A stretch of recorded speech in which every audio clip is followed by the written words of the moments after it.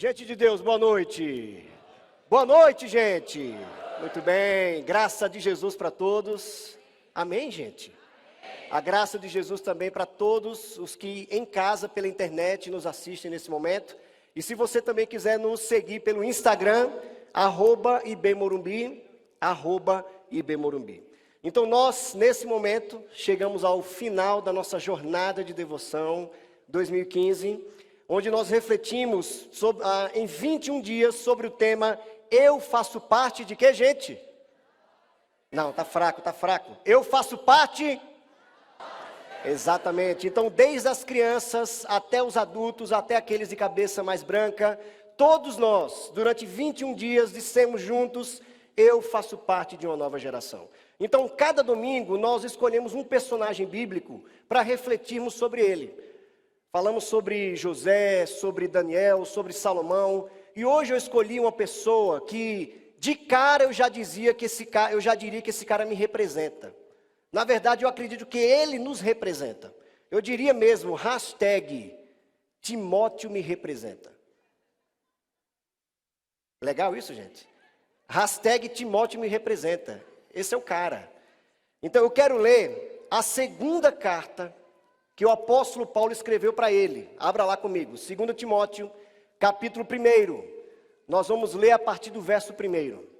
Se você tem o seu tablet, o seu smartphone também, ache o texto lá da Escritura Sagrada e leia comigo, por favor. Você também que está em casa agora pela internet, se você desejar ler o texto bíblico também, abra conosco, encontre aí no seu tablet. A segunda carta, então, que Paulo escreve para Timóteo, o seu amado discípulo, o capítulo 1. Esse texto, então, vai nos guiar nessa noite. Quem achou, diga achei. Muito bem, todo mundo achou. Diz assim a Escritura Sagrada, 2 Timóteo, capítulo 1, a partir do verso 1. Paulo, apóstolo de Cristo Jesus, pela vontade de Deus, segundo a promessa da vida, preste atenção nessa expressão, que está em Cristo Jesus, a Timóteo, meu amado filho, graça, misericórdia e paz da parte de Deus Pai e de Cristo Jesus, nosso Senhor. Dou graças a Deus, a quem sirvo com a consciência limpa, como serviram os meus antepassados, ao lembrar-me constantemente de você, noite e dia, em minhas orações. Lembro-me das suas lágrimas e desejo muito vê-lo, para que a minha alegria seja completa. Recordo-me da sua fé não fingida, que primeiro habitou em sua avó Lóide e em sua mãe Eunice, e estou convencido de que também habita em você, Timóteo. Por essa razão, torno a lembrar-lhe que mantenha viva a chama do dom de Deus, que está em você, mediante a imposição das minhas mãos. Pois Deus não nos deu espírito de covardia, mas de poder, de amor e de equilíbrio. Portanto, não se envergonhe, guarde essa expressão. Portanto, não se envergonhe. Vou repetir mais uma vez. Portanto, não se envergonhe do Senhor, nem de mim, que sou prisioneiro dele, mas suporte comigo os meus sofrimentos pelo Evangelho, segundo o poder de Deus, que nos salvou e nos chamou com uma santa vocação, não em virtude das nossas obras, mas por causa da sua própria determinação e graça. Esta graça nos foi dada em Cristo Jesus, desde os tempos eternos, sendo agora revelada pela manifestação de nosso Salvador, Cristo Jesus. Ele tornou inoperante a morte e trouxe à luz a vida e a imortalidade por meio do Evangelho. Deste Evangelho fui constituído pregador, apóstolo e mestre. Por essa causa também sofro, mas não me envergonho, porque sei em quem tenho crido. Amém?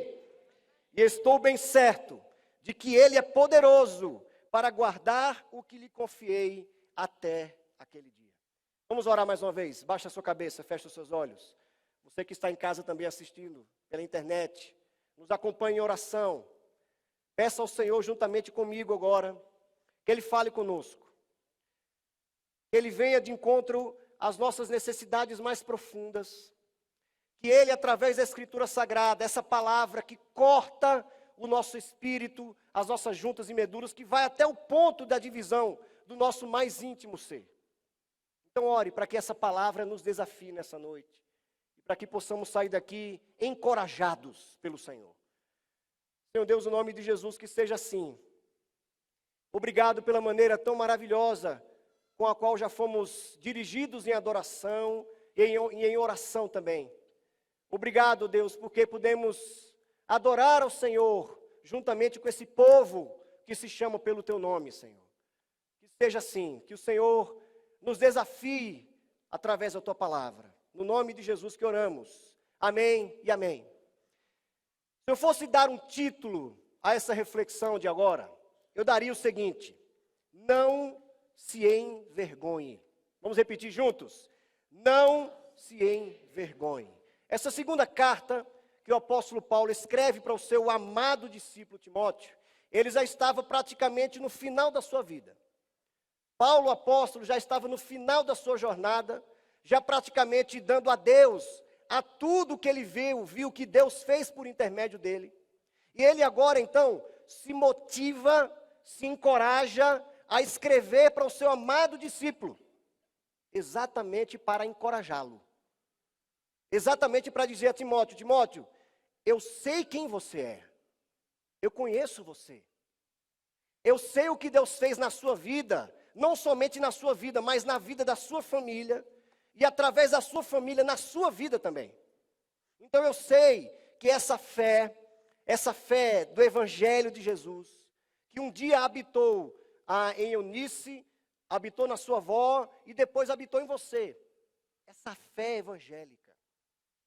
Nós vemos isso então, gente, no livro de Atos, quando Lucas, o evangelista, nos diz que Paulo chegou em uma cidade e ouviu falar da fé desse garoto. E ouviu falar que ele era alguém diferente. Que ele era alguém que não brincava com a fé.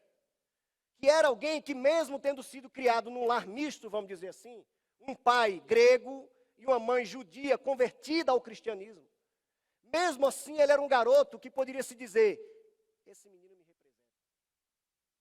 Esse cara tem alguma coisa de diferente nele, apesar das suas limitações. Então, Timóteo pode nos representar, gente, não porque ele era um menino perfeito, não porque ele era um menino acima do bem e do mal, não porque ele era um garoto que era metido a santarrão, vamos dizer assim, mas porque, ao reconhecer as suas limitações, ao reconhecer as suas fraquezas, ao reconhecer que ele não era ainda tudo aquilo que ele queria ser, ele colocava os olhos dele naquele que é o autor e consumador da nossa fé. Então Paulo chega perto daquele garoto, começa a discipulá-lo, e Timóteo começa a seguir Paulo nas suas tantas viagens. E chega aqui neste momento então, quando ele está provavelmente na igreja de Éfeso como um dos líderes principais, talvez como o pastor principal da igreja, e ele se vê então diante, gente, olha bem, preste atenção nisso. Ele se vê diante então do grande desafio que não apenas ele tinha, mas nós temos também, que é de expressar publicamente a nossa fé em Cristo. Ele estava diante desse desafio. E é por isso que Paulo escreve para ele, dizendo assim: Timóteo, não tem razão de você se envergonhar. Lembra o que é que Deus começou a fazer? É por isso que ele diz aqui no versículo, logo no versículo 1, Paulo, apóstolo de Cristo Jesus, pela vontade de Deus, segundo a promessa da vida que está em Cristo Jesus. Isso é tremendo, gente. Então Paulo está dizendo o seguinte: olha, nós fomos alcançados pela verdadeira vida que há no universo. Nós fomos alcançados, e você também, Timóteo, foi alcançado por essa vida que o próprio Jesus revelou a nós. O próprio Jesus. Então Paulo diz assim: olha, graça, paz e misericórdia da parte desse Deus que é a verdadeira vida. Levanta a cabeça, Timóteo, vamos lá. Se eu fosse então tentar responder de acordo com o texto bíblico, o porquê que nós não precisamos nos envergonhar, da mesma forma que Timóteo também não precisava, eu diria de 3 formas, de acordo com o próprio texto bíblico. Quero usar 3 expressões que contém aqui no texto bíblico. A primeira, qual a primeira razão pela qual nós não precisamos nos envergonhar do Evangelho? Primeiro, é por causa da graça. É por causa da graça de Deus. Eu vou ler mais uma vez o versículo que diz aqui: portanto, não se envergonhe, versículo 8. Portanto, não se envergonhe de testemunhar do Senhor nem de mim, que sou prisioneiro dele, mas suporte comigo os meus sofrimentos pelo Evangelho, segundo o poder de Deus, que nos salvou e nos chamou com uma santa vocação, não em virtude das nossas obras, mas por causa da sua própria determinação e graça. Esta graça nos foi dada em Cristo Jesus, desde antes dos tempos eternos. É a graça. Eu fico imaginando, então, nós, gente, diante do desafio que nós temos diariamente, de não nos envergonharmos de levarmos o nome de Jesus. Nós estamos, então, aí, diante de uma sociedade, talvez diferente de 70, 80 anos atrás. Há 70, 80 anos atrás, nós precisávamos provar que Deus é verdadeiro. Nós precisávamos provar que Jesus é verdadeiro. Hoje em dia a gente não precisa mais provar dessa maneira. A gente precisa dizer que Jesus é singular. Essa que é a diferença. Essa ideia de que o mundo está cada vez mais ateu é uma mentira, gente. É exatamente o contrário. A sociedade se mostra cada dia mais religiosa, espiritualizada. Então você falar de Jesus não é difícil. O cara vai dizer, beleza, cara, Jesus é legal, mas Buda também é. Joia, Jesus existiu, mas outros deuses também existem. Ok. A nossa questão de não nos envergonharmos do Evangelho é porque existe algo de singular na história do cristianismo. Existe algo de singular, de ímpar, que nenhuma outra proposta de filosofia ou de religião tem. Essa primeira razão é a graça. É a graça de Deus. Olha como é simples a gente mostrar isso, gente. Olha como é que a gente não precisa se envergonhar do Evangelho. Não é difícil nós mostrarmos para o mundo que existe alguma coisa de errada. Está certo isso? Tem alguma coisa de errado com o mundo. Nós estávamos diante de uma família de queridos sírios, que precisaram deixar sua terra amada, sua pátria querida, para vir para um lugar que eles nunca viram no mundo. Podiam ter ouvido falar, mas nunca viram. Por causa da maldade dos seres humanos. Por causa das guerras. Por causa da incredulidade. Por causa do egoísmo humano. Por causa do desejo que um homem tem de matar o outro.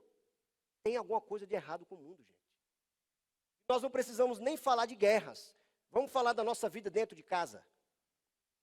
Tem alguma coisa errada, não tem? Porque como é que por qualquer coisa a gente se divorcia hoje? Por que é que por dinheiro nós abrimos mão de educar os nossos filhos melhor? Por que é que por uma carreira melhor nós abrimos mão do nosso casamento, da nossa saúde? Tem alguma coisa de errado com o mundo? O próprio Evangelho, a palavra de Deus, vai dizer que esse errado no mundo chama-se pecado. Tem alguma coisa de errado, porque o homem escolheu pecar e ele fez isso que estamos vendo no mundo hoje. O próprio apóstolo Paulo, lá em Romanos, vai dizer assim, que Deus determinou ou escolheu que todos estivessem submetidos, então, a essa condição de pecado. Ou seja, ninguém escapa dessa condição. Ninguém. E a grande questão, o grande dilema do ser humano chama-se distância do seu próprio Criador. Causa tudo que nós estamos vendo por aí. Mas, qual é a boa nova do Evangelho, gente? É porque Deus não observou essa condição degradante da sua própria criatura. Ele não levou em conta isso. O que ele levou em conta foi exatamente o seu próprio amor para com a sua criatura. Então, ele determinou que a sua graça iria superabundar sobre o pecado humano. Então, por graça, gente, por graça, ele resolve nos resgatar. Por pura graça, ele resolveu nos amar. Não por causa das nossas boas obras, Porque não existe boa obra que possa se comparar ao que Jesus fez na cruz do Calvário. Não existe. Então por que é que eu e você não precisamos nos envergonhar? Porque nós portamos uma mensagem que é fruto da graça de Deus. Amém, gente? É fruto da graça. É fruto simplesmente de um ato de bondade do Criador. Um ato de amor de Deus. Envia em nossa direção e nos resgatar. Então você não precisa se envergonhar. Eu não preciso ficar explicando demais por que é que eu sou cristão. Eu sou cristão porque um dia eu estava perdido, mas fui achado por causa da graça de Deus. Simples assim. Simples assim. É por isso que essa mensagem salva pessoas até hoje. Porque todos nós um dia estávamos perdidos. E muita gente ainda se encontra dessa forma. Perdida. Cega. Então Paulo escreve para Timóteo dizendo, Timóteo, está vendo? Não tem o porquê, cara, você se envergonhar. Diante de todas essas religiões pagãs que existem por aí, no seu entorno, nenhuma delas fala da graça. Nenhuma delas. Nós podemos falar da graça, porque fomos um dia alcançados por ela. Amém? Mas não é apenas isso. Nós não precisamos nos envergonhar de levarmos essa mensagem poderosa, porque também existe uma vitória. Isso aqui é tremendo, gente. Uma vitória. Olha o que aqui diz aqui, no versículo 10. Diz assim, sendo agora revelada pela manifestação de nosso Salvador, Cristo Jesus. Ele tornou inoperante a morte. Preste atenção. Ele tornou inoperante a morte e trouxe à luz a vida e a imortalidade por meio do Evangelho. Por que é que nós não precisamos nos envergonhar da mesma forma que Timóteo não precisava? Por causa da vitória. Que vitória é essa, gente? É a vitória de Jesus sobre a morte. Olhem para mim, preste atenção. Todos nós estamos sempre diante de uma questão fatal, vamos dizer. Uma questão que de uma certa maneira nós temos que tentar explicar. Por que é que existe sofrimento no mundo? Por que é que existe o mal? Por que é que pessoas inocentes morrem? Por que é que meu pai deveria me amar e ele não me ama? Por que é que existem pessoas que agora estão morrendo de fome na África? Ou aqui mesmo? Por que é que existe guerra? Por que é que existe injustiça? Por que é que existem pessoas que sofrem injustamente? Por que é que existem crianças que já nascem praticamente mortas? Enfim, por que é que nós sofremos? Essa pergunta, gente, já é feita pelo ser humano desde quando existe ser humano na Terra. Porque é como se algo estranho estivesse acontecendo. E nós nos perguntamos, opa, peraí, tem alguma coisa errada. Por que está acontecendo tudo isso? Nós estamos diante de uma resposta aqui, gente. Você pode estudar o quanto for. Nós não vamos encontrar uma resposta como essa. Por isso que nós não precisamos nos envergonhar. Eu não me envergonho de ser cristão. Essa mesma expressão, não me envergonho, é a que Paulo usa lá em Romanos capítulo 1, quando ele diz, eu não me envergonho do Evangelho, porque ele é o poder de Deus. Ele é o poder de Deus para transformar toda e qualquer pessoa. Então Jesus aqui, gente, a obra de Jesus, é exatamente a resposta que nós precisamos para tentar resolver o problema do mal. Porque você vai concordar comigo. A antítese da criação de Deus, da vida que Deus traz, é a morte. Preste atenção. A antítese da vida que Deus traz para cada um de nós, daquela vida que Ele articulou desde a criação, é a morte. Então a morte é a grande intrusa que entra para arrasar tudo. Todos nós, se você disser assim, em última instância, qual é o seu maior medo? A morte. Então é como se a morte, gente, fosse essa condição geral que entra na raça humana como parasita e leva toda a criação de Deus para o fundo do poço. Isso é a morte. Essa ideia não é só morrer fisicamente, mas a morte é um símbolo da degradação da criação. Isso é a morte. O Evangelho está dizendo que o maior inimigo da raça humana, que não é Satanás, é a morte, foi vencido por Jesus. O maior adversário da raça humana, o nosso maior inimigo, aquele de quem de fato nós temos mais medo. Imagina, eu disser para você, olha, se prepara, porque assim que você sair daqui, como diz lá no Nordeste, você vai bater as caçuletas. E meu filho, se prepare. Dê um beijo na sua esposa, o último, diga para ela não casar com ninguém.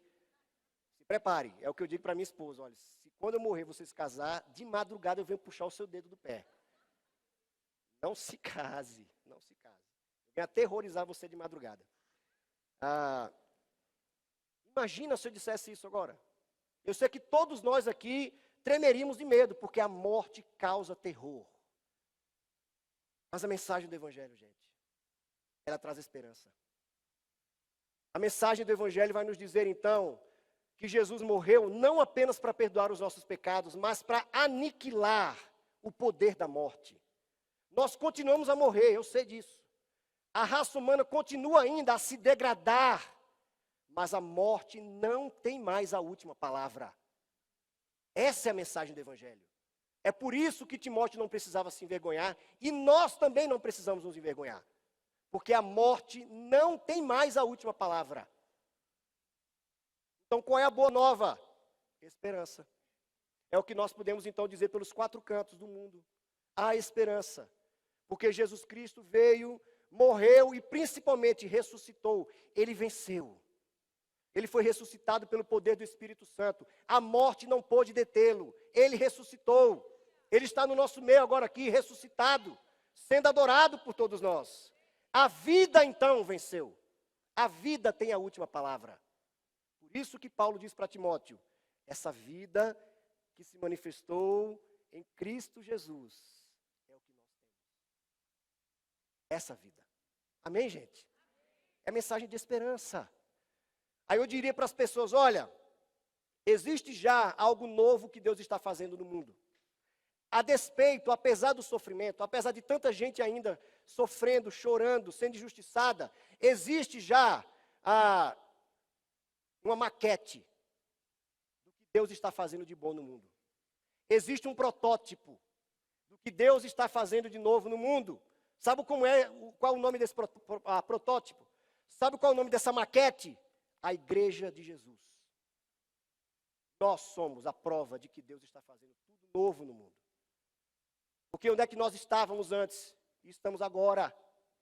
Perdoados, reconciliados, justificados, adorando ao Deus vivo e verdadeiro. Isso é a prova de que Deus está fazendo novas todas as coisas. Nós, a igreja. Então, se perguntarem para vocês, tudo bem, mas me diga aí, me mostre pessoas que, apesar do sofrimento, conseguem ter uma visão nova da vida. Aí você diz, vamos ali na igreja que eu vou te mostrar. Vamos lá na igreja. Você vai entender um pouco do que eu estou dizendo. O pessoal lá, tá certo, eles têm defeito também. Tem um pessoal lá que continua ainda pisando na bola. Tem um pessoal lá ainda que peca. Mas esse pessoal tenta andar direito, cara. É um pessoal que, mesmo no sofrimento, eles não se entregam. Eles não se abatem ao ponto de dizer não tem mais jeito. Porque eles têm esperança no que Jesus está fazendo. Isso é o Evangelho. Isso é a boa nova do Evangelho. A igreja de Jesus é esse modelo do novo céu e da nova terra. Do que Deus já está fazendo. Amém? Esperança. Isso é esperança. Então, por que é que eu não me envergonho do Evangelho, gente? Por causa da Está fraco. Por causa da Exatamente. Por causa da vitória de Jesus sobre a morte. Em terceiro e último lugar, eu não preciso me envergonhar do Evangelho. Eu não preciso me envergonhar porque um dia eu fui comprado pelo sangue de Jesus. Primeiro, por causa da graça. Segundo, por causa da vitória. E em terceiro, por causa da certeza. Certeza. Da confiança. Olha o que é que diz então o versículo 11. Deste evangelho fui constituído pregador, apóstolo e mestre. Por essa causa também sofro, mas não me envergonho, porque sei em quem tenho. Mais uma vez, gente. Porque sei em quem tenho. E eu sei que Ele é poderoso para guardar o que lhe confiei até aquele dia. A certeza, a confiança de que Deus está guardando algo maravilhoso. Algo que o próprio apóstolo Paulo vai dizer que olho nenhum ainda viu. Olho nenhum ainda viu. Ele está guardando, gente, imagina. Se hoje nós já podemos sentir esse gozo na alma, quando nós louvamos, quando adoramos a Deus aqui com o Baruque Banda. Se hoje nós já podemos ter essa paz que excede todo entendimento. Se hoje nós já podemos ter as nossas lágrimas enxugadas, por causa do consolo do Espírito Santo. Se hoje nós já podemos ser perdoados, apesar dos nossos pecados, quando nós confessamos os nossos pecados e Ele é fiel e justo para perdoar todos os nossos pecados. Se hoje nós já podemos ter a nossa família reconciliada, se hoje nós já podemos ter a nossa vida de volta de fato, nascer novamente, imagina como será um dia, quando Cristo Jesus voltar e plenamente nos abraçar. Essa é a certeza. É a confiança de que um dia, gente, não é simplesmente porque eu vou no céu, mas é porque Ele vai me encontrar. Essa é a certeza. A mensagem central do Evangelho não é simplesmente que eu vou para o céu, mas é porque Jesus vai me encontrar. Ele que é a verdadeira vida. Ele que é a plenitude da graça, da vida, do amor, da misericórdia. É Ele. Então o que Paulo está dizendo aqui é que mesmo que Jesus já tenha se manifestado em carne na sua vida ministerial aqui, um dia Ele vai voltar mais uma vez, com seu corpo transformado, para nos abraçar de vez e dizer: venha, venha, servo bom e querido. Vamos juntos, vamos juntos. Vamos habitar eternamente, então, na presença do Altíssimo. Essa é a mensagem do Evangelho, gente. E é dessa mensagem que nós não podemos nos envergonhar. Porque não tem razão para nós nos envergonharmos. Porque ela é única. Porque ela é singular. Porque ela conta a história de algo que nós não precisamos fazer. Nós não produzimos essa fé. Como nós vemos aí no mercado de trabalho, né? Tudo nós temos que produzir para que aconteça. A gente tem que bater meta, a gente tem que fazer com que as coisas aconteçam, para a gente ter o nosso ordenado no final do mês. A fé cristã foi produzida. A fé cristã foi algo que alguém fez por nós. Porque eu e você não seríamos capazes de fazer. Porque nós estávamos lá no chão, no pó. Mas fomos resgatados. Fomos resgatados. Existe razão então para nós nos envergonharmos? Existe razão de, apesar das nossas fragilidades, como Timóteo as tinha. Por isso que Paulo diz para Timóteo: olha, Deus deu para você espírito de poder, de coragem. Não foi de covardia. Deus imbuiu você de autoridade do Espírito Santo, para que você seja uma testemunha da ressurreição de Cristo. Não é apenas um pastor, não é apenas um missionário, não é apenas um líder que tem que ser testemunha da ressurreição de Cristo. Todos nós, todos os cristãos, são testemunhas da ressurreição de Cristo. E eu digo mais, gente, eu vou mais longe. O que Deus ainda quer fazer nesse mundo, o que Deus ainda quer fazer na cidade de São Paulo, nesse bairro, no estado de São Paulo, no país e no mundo, dependerá da nossa coragem de testemunharmos da ressurreição de Jesus. A continuidade da história do cristianismo aqui no Brasil, a continuidade do que Deus deseja continuar a fazer aqui, dependerá da nossa coragem de testemunharmos do que Jesus fez na nossa vida. Não nos envergonharmos, porque não tem razão de nós nos envergonharmos, porque nós estamos diante da mensagem singular e única, que não existe em lugar nenhum da terra. Amém? Essa é a mensagem do cristianismo. E é para isso que eu convido você a dizer: eu não me envergonho. Mais uma vez, vamos dizer juntos: eu não me envergonho. Mais uma vez. Vamos orar. Senhor Deus, no nome de Jesus. Obrigado. Obrigado por tua graça, Senhor.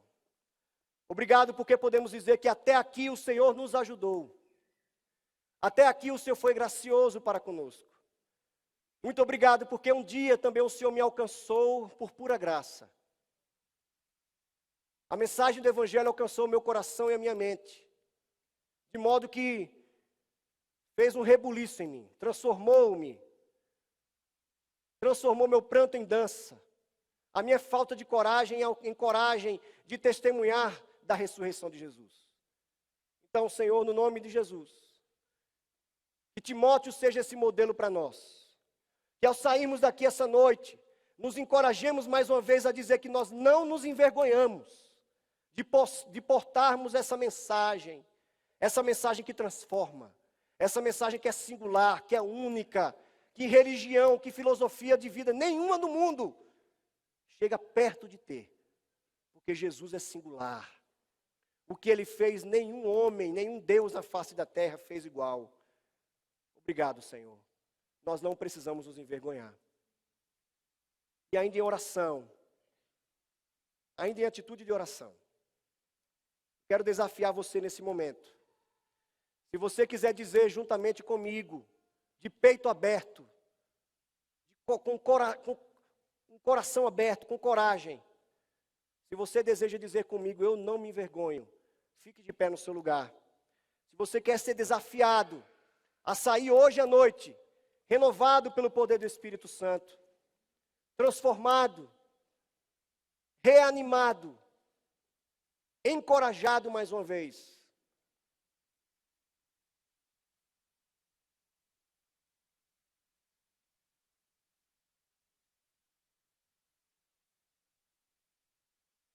Tem por que nos envergonharmos. Sem triunfalismo algum, porque nós somos o povo da humildade. Nós não somos o povo da arrogância. Sem triunfalismo, mas que possamos bater no peito com toda a humildade e dizer, eu não preciso me envergonhar. Não preciso dar muitas justificativas. Eu não preciso me humilhar diante de outros para que eles me aceitem como um cristão. Eu não preciso disso. O que Jesus fez por mim, Ele quer fazer por outros também. Meu Deus, no nome de Jesus, eis-nos aqui. Tome a nossa voz, as nossas mãos, o nosso coração, para a glória do Senhor. No nome de Jesus que oramos e agradecemos. Amém e amém. Vamos dizer juntos então, eu não. Mais uma vez, eu não. Amém. Pode sentar. Deus abençoe vocês. Amém.